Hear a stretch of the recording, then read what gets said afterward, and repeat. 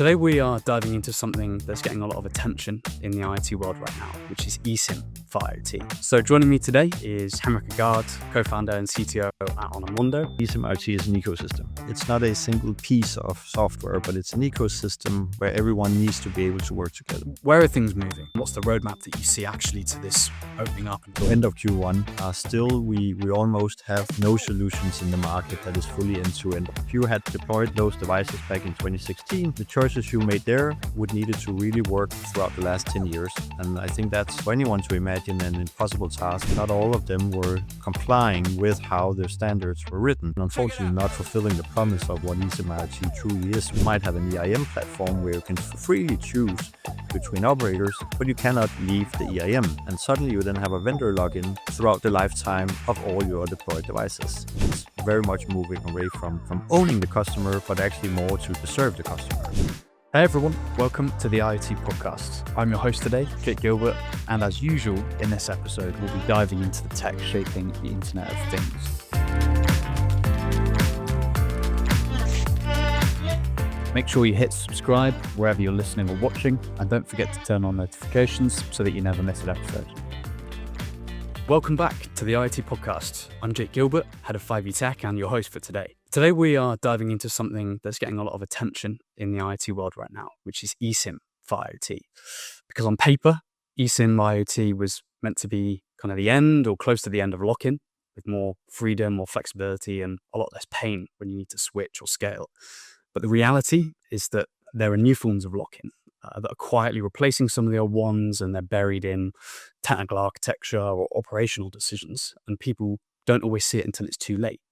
So this episode is meant to be more of an educational one, where we'll cover the good, the bad, the ugly, what eSIM IoT genuinely fixes, but also where the hype's getting ahead of reality and what still needs to happen and what you should be asking if you're looking to build or scale in that kind of real world setting. So joining me today, I'm excited to say, is Henrik Aagaard, co-founder and CTO at Onomondo. Henrik, welcome to the show. It's a pleasure to have you. Maybe to start with, could you tell us a bit about yourself, maybe your journey at Onomondo, and I guess why we're having this conversation? Thank you so much, and thank you for having me. I'm quite excited to join you today and talk about eSIM IoT. There's no doubt that that's sort of the talk of the town in our industry, and you can say all the promises that it hopefully will fulfill. Myself, I'm a computer scientist. I'm CTO and co-founder, as you mentioned, of Onomondo, and I've always been sort of fascinated by, and say, removing the barriers of whatever problems we're seeing, and very much you can say within the IoT industry, from a connectivity standpoint of view, there's been lots to attack, and always try to venture in first and foremost with trying to solve all the challenges that we might have, and again for IoT to really have acceleration and adoption of that and the whole digitization of our industries. So really excited, and eSIM IoT is very much, you can talk of the town as we spoke about. So I think it's important for us to really make sure that everyone knows what it is and also what it isn't and what to be aware of. I guess to start with, when we say eSIM, we're talking about basically embedded SIM technology so that you can change profiles remotely on a software side without having to swap physical SIM cards, right? Exactly. eSIM IoT for the IoT industry is very much around removing, you can say, that lock-in that has been known to exist on physical SIMs, that being embedded SIMs, MFF2s, plastic SIMs that you plug in. Normally, when you were to do so, you would also, you can say, buy into the connectivity operator that were on that SIM for the lifetime of the device. And for phones, consumer phones, you can say it's at least a bit easier to go down and swap the SIM card out if you want to change your operator. If you have thousands of devices remotely scattered around the globe, it's not so easy, and very much also not from a commercial standpoint of view. It would simply break the commercial model of the business case for that one unit if you were to do so.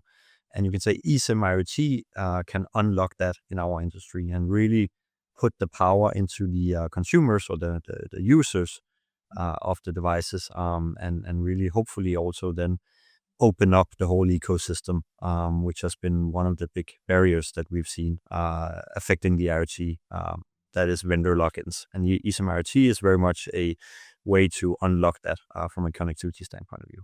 from a consumer side of things, the novelty of being able to just download a new SIM profile when you go on holiday without having to kind of get new physical ones, right, is not lost on me. And I guess when it comes to more of a IoT use case or a fleet use case, what does that picture look like from then to now, and what was broken originally that kind of eSIM IoT is meant to fix? I think what we've been seeing, and also that we hear a lot, can say from customers and partners, and again, this very much being focused on the IoT industry as a whole, is when you are to do IoT, and you can say for the customers and for the businesses, that means the digitization of their business. That might be more efficient way of running the business. It might be unlocking new revenue streams or new products, etc. All of that. When you're sort of in the design and the build phase, one of the big hurdles were to sort of who would you partner up with. One thing is from a connectivity point of view, but very much as a whole for everything surrounding the device and the connectivity and the IoT business as a whole, who would you partner up with? Because it would mean that the choice that you would make today needed to last throughout the lifetime of that device. And in IoT, that can be 3, 5, 7, 10, 15 years. And think of it that you can say you now in 2026, if you had deployed those devices back in 2016, the choices you made there would needed to really work throughout the last 10 years. And I think that's for anyone to imagine an impossible task with how technology evolves, all the acceleration on innovation and all of that. But for IoT, and very much because we have physical assets, this is not just, you can say, SaaS or cloud solutions that you can maybe easily swap out with new innovation. This is physical devices that are deployed remotely around the globe. The choices you make, you need to make them as flexible as possible. And when you have a lock-in on a physical component, you can say in our industry that has very much been surrounding the SIM card or the SIM chip that you would sort of soldier on. If you found, you can say, the best partner in the world in let's say 2016, but then a lot of things happens. You rolled out 100,000 of devices, and then suddenly you can say the commercial model or the pricing is going up, or there's technology that has been deployed. You can say post your deployments. It might be that in 2020 we had new technologies on connectivity side. And you would not be able to change that because you had this lock-in from the choices that you made many years ago. And that's sort of the reality that we've been living in. Whereas eSIM IoT is very much a technology that we luckily industry-wide has accepted as sort of, okay, this is a specification and a standard that will allow, you can say, the choices of your connectivity provider to be changed at any point of time. That might be during development, during deployment, post-deployment, etc. So suddenly you have a different flexibility and a different scenario for later in the years of your deployment that you can really tweak and enhance and perfect and change the choices you made before that. And that's the new thing. I see. So, it makes a lot of sense there, right? Because before, whether it's physical switching pains or reduced leverage and all these kind of costs, eSIM shows up, particularly IoT, and promises with a pretty compelling promise to kind of open this up, give the consumer-like choice, back to people who are deploying at a fleet scale as well. And I guess, to be fair, some of that is coming through and realized. But as we said, maybe there's some that needs some more work. So with where we are today, what parts of the hype of eSIM IoT have actually been deserved? What is it actually doing well at the moment?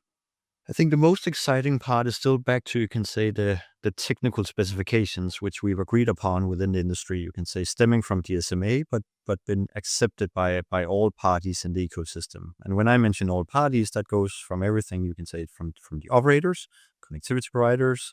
We are partially in that bucket as Onomondo, throughout the SIM vendors, and all the way to sort of you can say, the customers or the users at the end of the day of the technology. We've agreed upon a standard and a specification on, okay, how can we actually remove that lock-in? And I think that is tremendously exciting.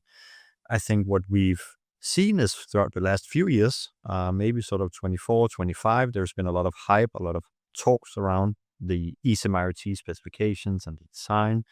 We've seen you can say, then perhaps sort of very known to our industry, then also some very early movers trying to come out with products and solutions that were in the eSIM IoT realm.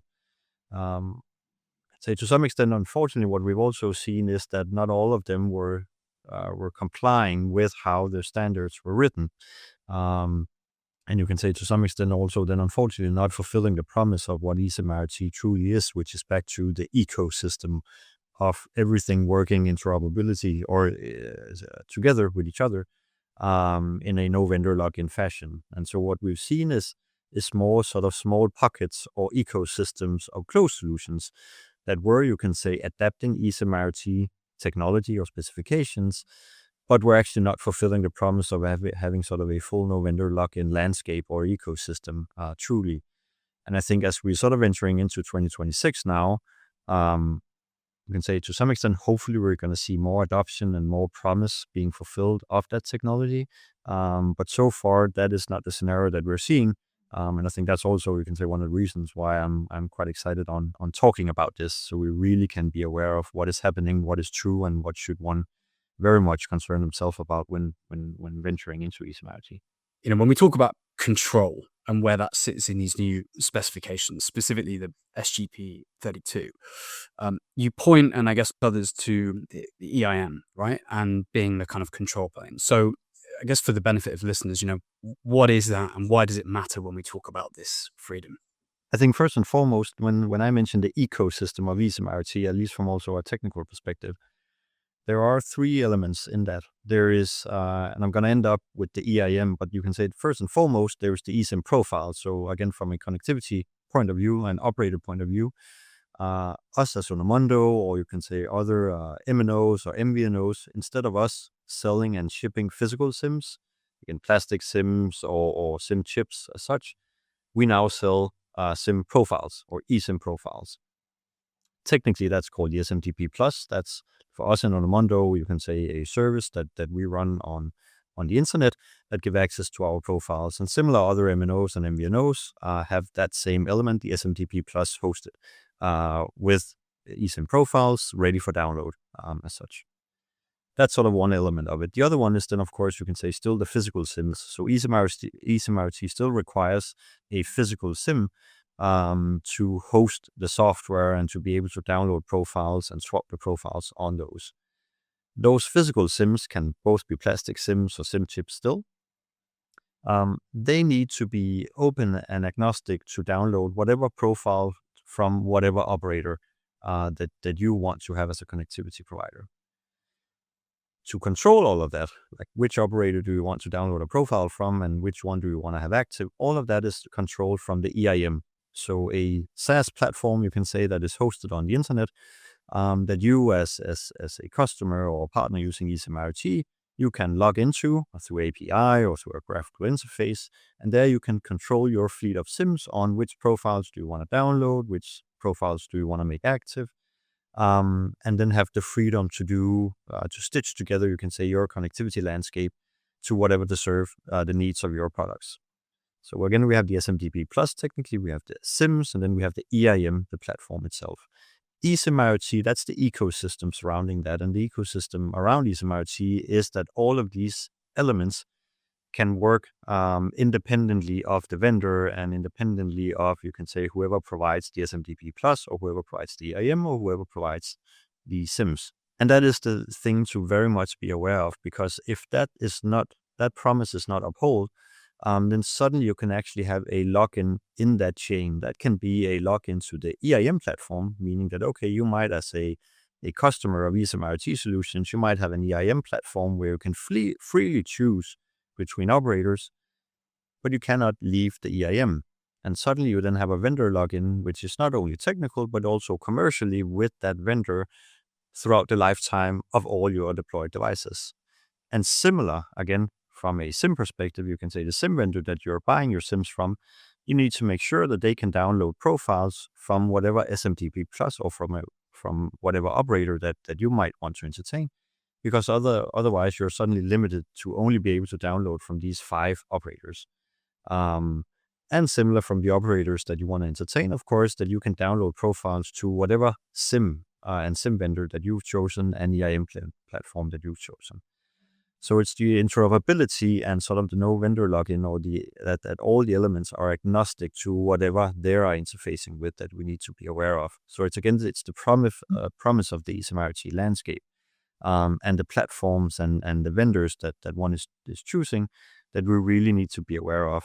And back to, again, the technical aspect of it is that we're suddenly seeing solutions being introduced where, again, it might be that the promise of choosing a connectivity provider is truly open, but suddenly you cannot change your eSIM IoT vendor post-deployment after the fact of you being in production, etc. And that is very much the thing to be aware of. And back to, again, the true promise of eSIM IoT, what that actually is. It's not only about, you can say, being able to choose connectivity provider, it's around no vendor login as a whole in the whole connectivity space. If we think about a scenario, maybe a fleet scenario, right, and that kind of initial deployment. So if someone isn't quite aware of whether they're locked in or not, how does that look sort of year 1, year 3, year 5, as you would naturally try to have both product or a platform? There can definitely be many different, you can say, scenarios on how one can suddenly feel that vendor login. I think the best way to put it is, again, back to consider it as sort of these closed ecosystems or pockets where, okay, now you're venturing into a vendor landscape and you can only work with the ones within that pocket. And a real life scenario could be that, okay, you're choosing, you might choose a connectivity provider where you ask for having eSIM IoT, you can say, as part of that solution. So you go to an MNO or an MVNO, you want to buy the connectivity, but you also want to have eSIM IoT as part of that equation, again, for you to at least think that you have this no vendor login. And then it might be, you can say, within this solution that you end up in, okay, year 1 and you're deploying your devices and everything is fine. This is in Northern Europe and you're deploying your devices, and then suddenly you as a business, you want to expand into, I think in our industry, sort of the very popular country from a regulatory perspective is Brazil, which is very much closed to deploy for you can say, normal MNOs and MVNOs, unless you are, you can say, a local entity within Brazil. But you as a company, you suddenly want to expand into Brazil. You have eSIM IoT, so you have all your products that you would then think that you can swap to a Brazilian operator for your deployment of those devices in Brazil. But then you figure out that, okay, the eSIM IoT solution that you've bought, you can only swap to the operators that has also bought into that ecosystem and is part of that small group that is then either configured through the EIM or the SIMs that you've embedded into your devices. And then suddenly you don't have this freedom to choose, you can say, your connectivity for the purpose of this specific product line or this specific market that you want to attack. Because again, at the end of the day, that is not part of that ecosystem. I think what we're seeing very much is also more and more, you can say, eSIM IoT solutions comes from the SIM vendors, where normally, and that's also a shift in our industry, normally you would entertain, you can say, a connectivity provider and you would get the SIMs from them. That's back to how it has worked always. And again, that's also the known lock-in that we've been aware of, that, okay, I get my SIMs from the MNO or MVNO, and then that SIM will work with that. But now you actually go out and purchase, you can say, the SIM solution or the eSIM IoT solutions from not the connectivity provider, but from, you can say, a SIM vendor or an eSIM IoT provider as such. And what we're seeing there is, again, and we feel that also coming from Onomondo, that we are asked a lot from, you can say, eSIM IoT vendors, if we want to be part of that ecosystem as a connectivity provider, where you can say we question that because the promise of eSIM IoT is that we don't need those pockets. That should be open for everyone. But whereas you can say the eSIM IoT solution provider suddenly makes up a business case and an ecosystem where they will tap MNOs and MVNOs on the shoulders to be part of that ecosystem so they can sell that whole solutions to customers that then will have the freedom to choose between the ones in the ecosystem, but not everyone in the market. And again, back to suddenly you might end up not being able to deploy in a new market of yours. It might be that the commercial model for the connectivity provider that you work with for 2 years suddenly changes, but you only have the freedom to negotiate between 4 others because those are the ones in the ecosystem. So suddenly, again, back to what eSIM IoT really should drive, which is acceleration and adoption of digitization and deployments get limited, because suddenly we're back to, you can say, partially or fully this vendor login, where you're again fixed to only work with a select few, instead of having the true freedom to select what is the need of you and your product today.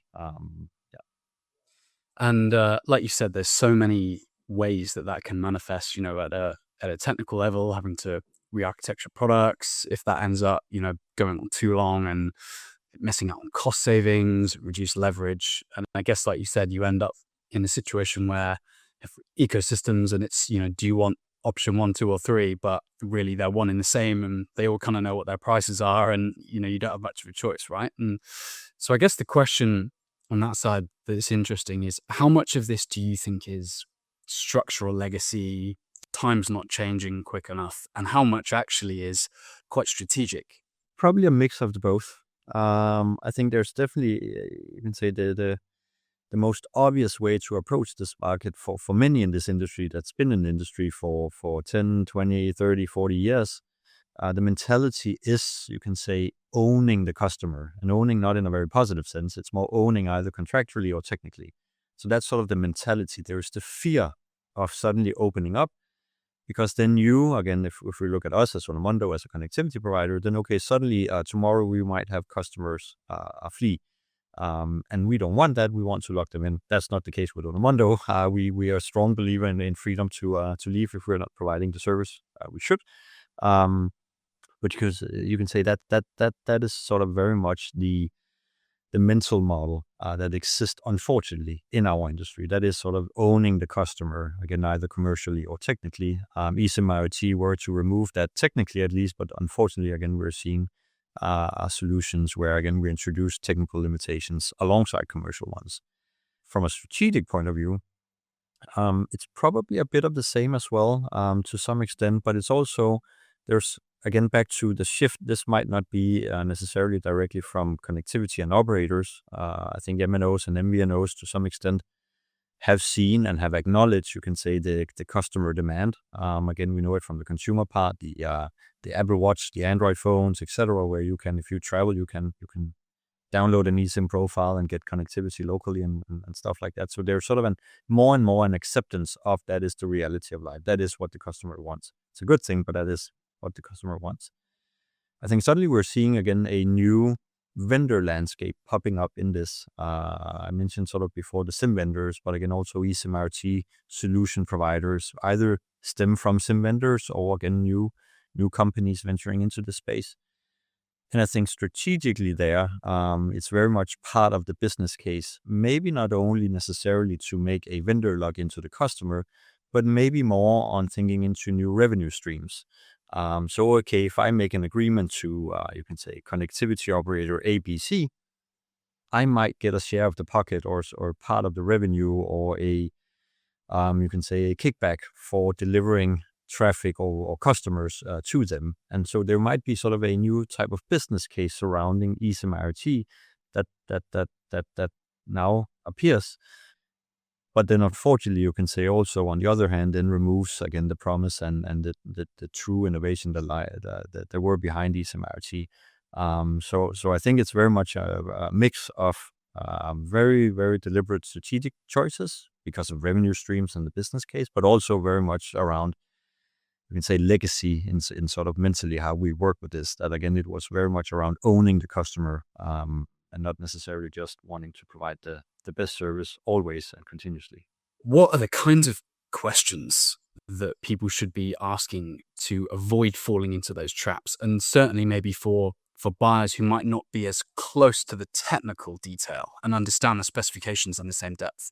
That actually where it becomes very difficult, because it can be very, very technical suddenly. I think initially I would say that, okay, you need to ask if you're buying the SIMs, is the EIM reconfigurable? Or can I download from any SMTP plus? And suddenly of course, you need to know the abbreviations, you need to know the parts of the standard that is optional and not mandatory, but are those implemented and stuff.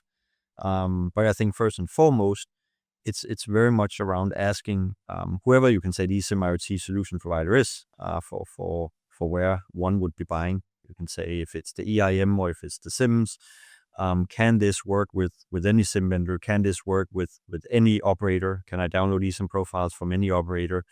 Can I change my EIM 3 years from now if I find a better solution that might have more features or is more commercially viable for us? So it's that mentality on really directly asking on the scenarios of, can I change this element, or that element? And then one, of course, very much can go more technical depending on, you can say, the knowledge of one will have. And of course, I would also very much recommend anyone, of course, also to speak with us. I think one thing that we really love is also not just trying to, you can say, sell our products, but also very much educate around, okay, what are the things to be aware of? Because I think one of the things we also try with Onomondo is very much be very transparent and honest on, okay, this is how the landscape is. This is what to be aware of. Hopefully, people will work with us, but of course, it's also perfectly fine when we are not the right partner. So also very much talk with us, but again, very much have that, you can say, mindset of asking into, and specifically ask about, can I change this element 2 years from now or 3 years from now, and how would that look like? One thing is commercially, but also technically, how would that actually look like? For all of the downsides and negatives there may be of these kind of closed ecosystems, are there any, and what are the features that may actually be beneficial, at least to some business who may be on a kind of smaller deployment or at the beginning of their journey? I mean, state of business today is, you can say, very much what we've seen now is, at least according to GSMA, there's roughly 8 companies now providing eSIM IoT solutions. Unfortunately, 5 of those, meaning more than half, have not implemented features such as making the EIM reconfigurable, etc. That's suddenly, okay, now we have an ecosystem, a closed ecosystem within that landscape. So you can say already now, early 2026, more than half, that's not good statistics on fulfilling the promise of eSIM IoT. I think for smaller customers still, etc., there needs to be a push from, you can say, the market on making companies like us, Onomondo, I think we are aware of that, but the industry aware of, this is what we want, and demand needs to be there and come from the customer, meaning that we need to have the ones choosing eSIM IoT also choose the ones that come with the true promise of that. Again, no vendor login as such. So we need to see a market push coming from that. What we'll do in Onomondo is, of course, trying to educate the market as much as we can, making people aware of, okay, these are the things to ask about. So we hopefully get that movement going. So there is amazingly beautiful things around eSIM IoT, and I think one thing is, again, what eSIM IoT maybe can unlock of use cases, but I think even more so what it can actually truly unlock for digitization and IoT. And I think back to, again, we need to see customers being aware of this and take that seriously, and again, push that to the market. So don't fall into the trap of, okay, we've seen examples of, okay, the physical SIMs are free. If you choose our platform and anything, okay, be aware of, okay, why is that? I don't think anyone is giving stuff away for free unless they could see a different type of business at the other side. So really be aware of not falling into the trap of you can say the easy choice today, but really be aware of, okay, what does this mean year 1, 2, 3, 5, 7, 10 from now? I think you make an interesting point, which is this isn't just a business or a product specific issue, right? I know we've been looking at it in quite a micro lens for now, but the impact that it has maybe more broadly, certainly on IoT adoption at scale, if this problem isn't fixed, if this doesn't develop towards a more open landscape, what do you think are going to be the impacts on broadly that kind of adoption and those kind of products? I mean, I specifically think that's it can hold back IoT adoption, or again, I'm using the word digitization because at the end of the day, I think IoT is sort of a technology or an enabler to, again, digitize businesses.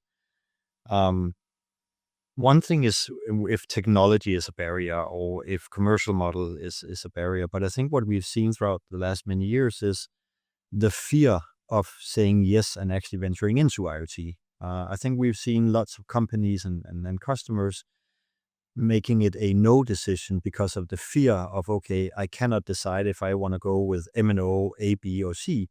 I don't know if I should choose technology X, Y, or Z. eSIM IoT as a technology can really unlock, you can say, that barrier of making a choice. So I think if one knows that, okay, the choices I make today, I can change them 6 months from now or 3 years from now, that will suddenly unlock the adoption. It becomes less risky to actually deploy IoT-enabled products. It's going to be much easier and cheaper to make the decision of actually venturing into this from a business perspective. So I think for us and for me, eSIM IoT, one thing is, of course, the insurance. If the promise is fulfilled on no vendor login, then the what eSIM IoT enables is very much acceleration in our industry. I think the last many years we've heard of I don't know how many billions devices that were to be deployed, and it's going to be adjusted every year. Sometimes 10x, sometimes it's going to be lowered. But I think a lot of it is back to, again, people being afraid of making the decisions of actually doing it. And eSIM IoT, the purpose of that for us is very much unlocking that and making acceleration happen. And I think that's the benefit for everyone in the industry, both for Onomondo, but for everyone in the industry. So there's going to be, at the end of the day, in a very positive sense, more business for everyone. Yeah, and that's something that came to mind, actually. Maybe the irony in this situation is, in an attempt to try and extract as much value as possible through the lock-in, actually the long-term view would be that if you can open this up, you may have some insecurity in the meantime of customer switching, but ultimately, if there's going to be that many more devices, more use cases, more customers, like you said, the market is going to grow and everyone benefits, right? The tide lifts all ships. So yeah, that's really interesting. And I think I would just look at the consumer market as well. I mean, the fact that you on, again, your watch and your phone and everything else, you can download an eSIM profile like instantly. That does not mean that you have customers switching every third month to a new subscription. Because one thing is, of course, you can say price points, etc. But again, if the quality and the service that you're getting is good enough, then also you're not thinking about it. That's a positive thing. Then you're not thinking about making the switch. So as long as I think we as connectivity providers, we provide the best service and the best quality, that means that our customer don't need to think about it, meaning they can concern themselves of other parts of their business. And I think as a whole, again, we're not going to see customers just jumping between agreements and operators, etc., because it is, even though it might be easier to switch the eSIM profile, it's still expensive to make the swap. So again, as long as the service and quality and everything that you're getting from your partner is good enough, then again, customer switching shouldn't be a concern, or customer churn, because it's easier to switch, shouldn't be the concern. Again, it's more about a growing market. I think that's the opportunity and the excitement that we should have around it, and hence also why we should support it, everyone. And is that perhaps, again, some of the insecurity of some of the players, that when you allow the option of switching more openly, that actually the focus then from a choice perspective goes away from purely kind of price and specification, a lot more to full value proposition, service, features, and really the quality rather than just the cost or the availability? Yes, I think that is very much the concern. And I think also that you can say either, again, back to owning the customer, there might be a lot of the revenue and the current business that is tied up to, you can say, more legacy type of agreements and products. So it is very much a mental shift in, again, very much be on top of the game, and again, always have to focus on the quality and everything that you're delivering as part of your product. And that is very much a mental shift in our industry. That needs to be there. That I think that we're seeing it very much in the cloud space, in the SaaS business, where again you can say new, true, good innovations and technology, you can say adaption comes at a fast pace on that. That is good. We're not seeing that in our industry. One thing is, of course, still we do have physical assets.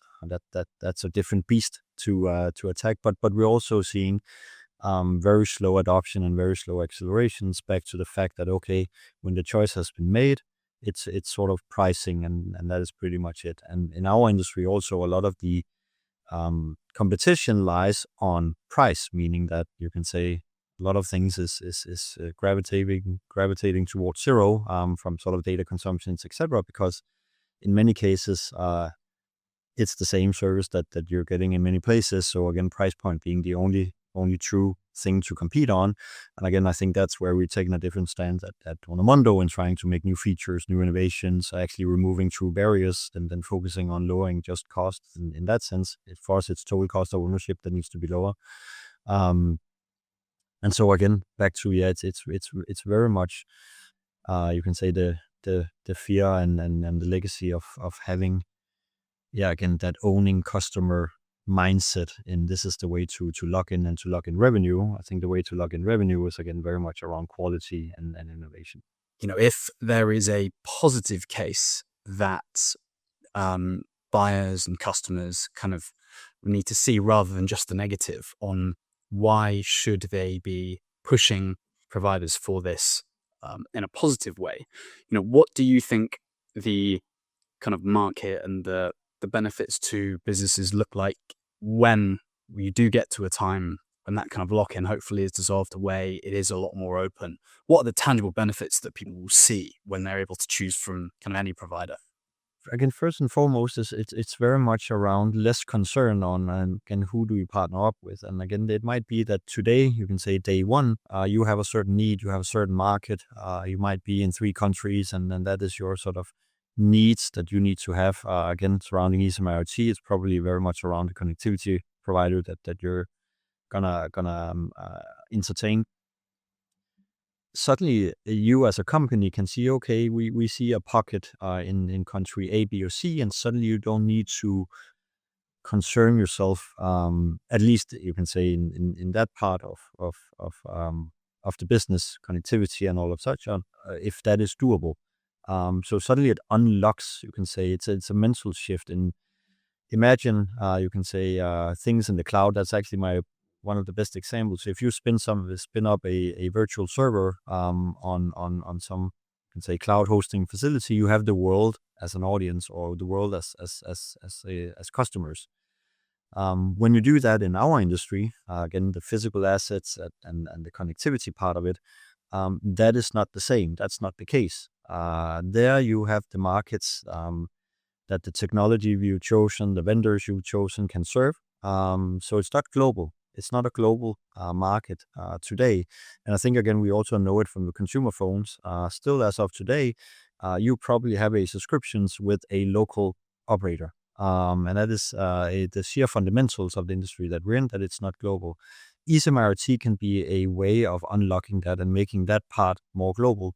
And again, expanding the markets and expanding businesses for everyone in that. And that is also very much where telecom and connectivity clashes with what we know from cloud and that part of the world. Here we are still in a very different space, and where vendor login and you can say non-global access and all of that is very much present. And again, eSIM IoT is not the only thing, but a very big part of suddenly unlocking that and unlocking markets for customers. If people are listening to this and want to also try and make an impact positively to opening this up and this kind of conversation, what are the best things they can do other than vote with their dollars and go with a more open provider? And it's very much being very strict on requesting. You can say, again, the interoperability and no vendor login from whoever they entertain to be their sort of solution provider. Being very strict on that, and it needs to be, you can say, the default market design to fulfill this. So it's very much, again, going away from what might be initial cost savings day one. It's actually back to, again, the total cost of ownership, but also throughout the lifetime of their devices, their project, whatever type of you can say business that is related to what they're entertaining now. That flexibility is upheld and is very much fulfilled. So it's being stubborn around that and very much trying to poke and ask, you can say, into those specifics, and also see the reactions from the ones they entertain. And do they suddenly try to protect themselves? Do they actually open up? Are they transparent? And that conversation, which I think also goes into the partnership that one should venture into. Is this actually a true partner, or is it someone that is just trying to sell you something very cheap now? Because then again, back to, I think we all know it from social media and stuff, you're then going to end up being the ones paying for it. There's nothing free in this world. So it's very much being stubborn around eSIM IoT needs to be fulfilled in the way that the standards were written and why eSIM IoT came about. That is no vendor login. From today then, so that's the ideal case. Where are things moving, right? Because I know the standards, like you said, are evolving in the right direction. There's some clash where some of it is not mandatory to implement necessarily, and there's loopholes. So what's the kind of timeline? What's the roadmap that you see actually to this opening up and getting to that? I think we need to have in mind that the specifications were actually finalized only April last year. And after finalization of that, there's going to be implementations of that from SIM vendors, the likes of us in Onomondo and others, of course, meaning that it's actually first this quarter, so Q1 in 2026, where we're going to see slowly products and solutions coming out based truly on this standard. So it's very, very new. I think that's the first thing to really stress out. It's very new, and even as of today, I think we're having this talk today. We're in March, so end of Q1. Still, we almost have no solutions in the market that is fully end-to-end fulfilling eSIM IoT by GSMA and being certified and all of that. So it's going to be throughout 26 and very much probably also leaning into 27. So it's the next year, maybe year and a half, that we're going to see true solutions coming out that is fulfilling eSIM IoT, that is GSMA certified, that is upholding the promise of eSIM IoT. That's starting now. That's not been the case for the last year. That's starting now. So it is the next year to maybe year and a half that we're truly going to see these products and solutions really coming out there. And that's also why now is the time to be really picky and really sort of ask all the right questions to the ones where you want to buy an eSIM IoT solution from. What are the things that you're most excited about?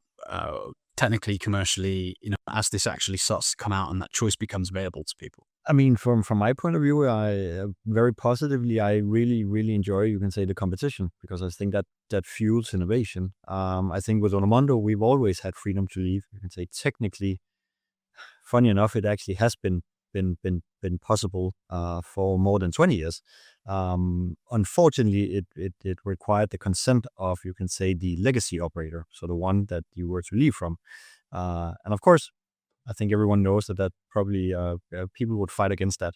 I'm utterly excited about, again, the fact that now we have standards and specification that truly provides, you can say, no vendor lock-in ecosystem. And I'm truly excited about, again, the competition that we're then going to see when we suddenly don't have contracts or technical logins that are preventing customers for adapting new innovations, etc. Because I think that's for the greater good of the whole industry and for everyone in it. Again, it's going to grow business for everyone. So I think back to eSIM IoT directly might not in itself unlock that many new use cases, but it's part of unlocking the whole ecosystem and the whole industry. Again, for just much more acceleration and adoption and innovation in our space. And that's very much needed, I think. When it comes to Onomondo then, and giving people a bit of flavor of, what's the things they should look out for, the steps that you guys are taking over there to take full advantage of that as well. I mean, funny enough, and I really don't want to sound like a sales pitch because that's very much against my nature. We're venturing into eSIM IoT. We're only doing it because, again, unfortunately, we're seeing the majority within the industry not fulfilling the promise of eSIM IoT. Otherwise, we wouldn't have touched it. Then it's not for us. We have other things to focus on. We've innovated in lots of other places. But we're venturing into eSIM IoT, and very much you can say from the EIM and the platform side of things to really come out with a solution that is 100% with no vendor login and agnostic. People can leave it if they see fit. For some, you can say more advanced solutions, or for a commercial model, it fits better with someone else. But where it really fulfills, again, the promise of eSIM IoT. So we are venturing into that. And also to do it as part of educating the market in this is actually how it should look like. And also whether you can say the entry barrier is amazingly low, so you can get started and really grow with your own business case. Which again, I think we're sort of very much inspired from what's happening, you can say, more in the cloud domain. We really want to adapt that into, I'm going to use the word telecom or sort of this connectivity landscape. But we are venturing into that. And again, the sole reasoning is, unfortunately, we didn't see that drive coming from the known industry as such. So we saw it fit for us to try and attack that. Off the back of this, so maybe the three main takeaways that people should hold from this conversation, maybe for connectivity buyers or enterprise leaders or the industry as a whole. I think it's important to understand that eSIM IoT is an ecosystem. It's not a single piece of software, but it's an ecosystem where everyone needs to be able to work together. And having that in mind, it's also when you then go shop for an eSIM IoT solution, whatever part in the ecosystem that is, if it's connectivity from an operator, if it's SIMs from a SIM vendor, or it's an EIM from an EIM vendor. Making sure that this is an open ecosystem, and open is the important word, where everyone needs to be able to work with each other. I think that's utterly important to have in mind. Then I think it's also very much to spend time on understanding what eSIM IoT, both what it is, but also what it isn't. This is a very small technical piece in IoT. For the whole, you can say, IoT solution, the product, the business case, eSIM IoT is a small piece of the puzzle. But it's important to understand that so it doesn't become its own small black box. So actually spending time on educating oneself in what eSIM IoT. Have in mind it's an ecosystem, but truly also understand what is it that I'm buying, what is it that I'm getting, and also what is it that I'm not getting. And then lastly, as the third thing is also make demands in this. Really ask and request and demand, you can say, the promise of eSIM IoT. So we don't end up in suddenly having what could have been, but then suddenly became what the telecom industry always has been, which is technical and commercial lock-ins and all of that. So yeah, it is understanding eSIM IoT as an ecosystem. Actually set aside time to learn what eSIM IoT is, and then be stubborn and picky on also choosing that. So we, as a whole, as an ecosystem, as an industry, really open up for innovation and no vendor lock. So would you say, in terms of a mindset shift, maybe from people looking at this, it sounds like probably the biggest one to have, aside from understanding the ecosystem, is really ask more of what you're being provided, and really do your due diligence. It's not always best interests at heart when it's a commercial standpoint. Would you say that's probably the kind of mindset shift people need to have? I think that is very much suited. I think we have sort of a saying also in Onomondo is ask more from your network. And I think that fits very well into this. It is very much ask more and make sure that you find the right partners, that is open for innovation, that is open for competition. That's a positive thing. That is open for accelerating IoT.